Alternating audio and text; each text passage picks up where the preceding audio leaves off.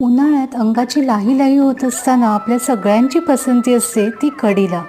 ही वाटपाची कढी बनविण्यासाठी ताजं गोडं दही छान असं घुसळून घ्यायचंय. दही व्यवस्थित असं घुसळून घेतल्यामुळे कढी छान अशी एकसंध होते. वाटपासाठी मिक्सरच्या भांड्यामध्ये ताजा खवलेला ओला नारळ, मुठभर कोथिंबीर, मिरची, लसूण, हळद, जिरं घालायचंय आणि आवश्यकतेनुसार पाणी घालून गंधासारखं बारीक असं वाटून घ्यायचंय.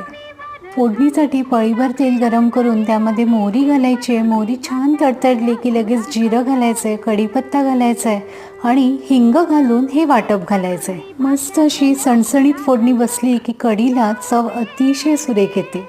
सगळं एकदा व्यवस्थित असं हलवून घ्यायचं आहे आणि छान उकळी काढायची. वाटपाला उकळी आली की यामध्ये घुसळून घेतलेलं दही घालायचं आहे. चवीप्रमाणे मीठ आणि साखर घालून छान असा कड काढला की आपली वाटपाची कढी पानात वाढायला तयार.